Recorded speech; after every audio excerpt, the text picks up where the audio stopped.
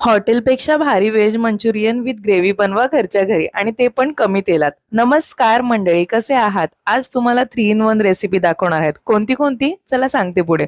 एक मोठा कोबी बारीक चिरून घेतलाय चॉपरमध्ये आणि स्वच्छ धुवून घेतलाय. स्ट्रेनरमध्ये निथळत ठेवलाय म्हणजे एक्स्ट्रा पाणी आहे ते निघून जाईल.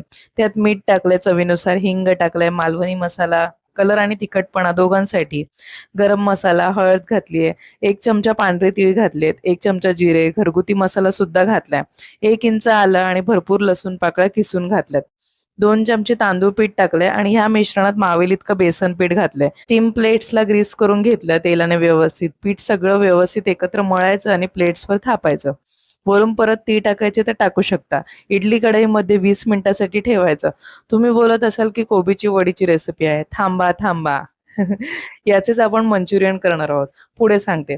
सकाळच्या छोट्या भुकेसाठी यांना पेरू कापून दिला. कोशिंबीर पण केलीये, त्यात बीट टाकलं, मस्त कलर येतो एकदम छान. दही घरी लावलेलं होतंच, तेही कोशिंबीरमध्ये टाकून छान मिक्स केलं.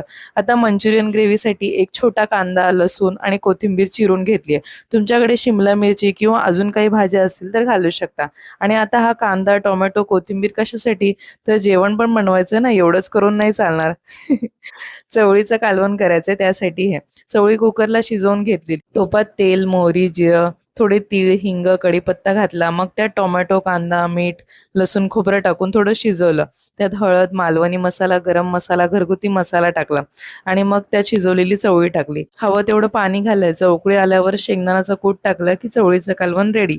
थोडी कोथिंबीर टाकली. आता बॅक टू आपली मेन रेसिपी, मंचुरियन ग्रेव्ही. कोबीच्या वडी प्लेट्समधून काढून घेतल्या, छान शिजल्यात. कोबीचा केकच वाटत होता. ह्याच्या वड्या कापून घेतल्या मस्त एकदम, तुटल्या नाहीत. असंच पण छान लागत होतं खायला हे.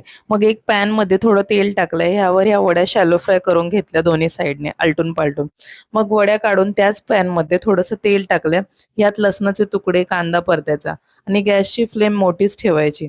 त्यात थोडंसं मीठ घालायचं, जास्त घालू नका, वडीत पण मीठ आहे. आता एक एक करून सगळे सॉसेस घालूयात. शेजवान चटणी घातली आहे, green chilli sauce, dark soya sauce, red chilli sauce सगळं टाकून छान परतायचं. त्यात थोडं पाणी टाकलंय मी आणि मग कॉर्नफ्लोअर स्लरी टाकली आहे. त्याने मस्त क्रीमी टेक्स्चर आलं. मग त्यात वड्या फ्राय केलेल्या त्या टाकायच्या. छान ग्रेव्हीमध्ये मिक्स करायचं. थोडी कोथिंबीर टाकली वरून आणि कसलं दिसतंय हे टेम्पटिंग आणि त्याहूनही जास्त भारी खायला लागतं. नक्की करून बघा.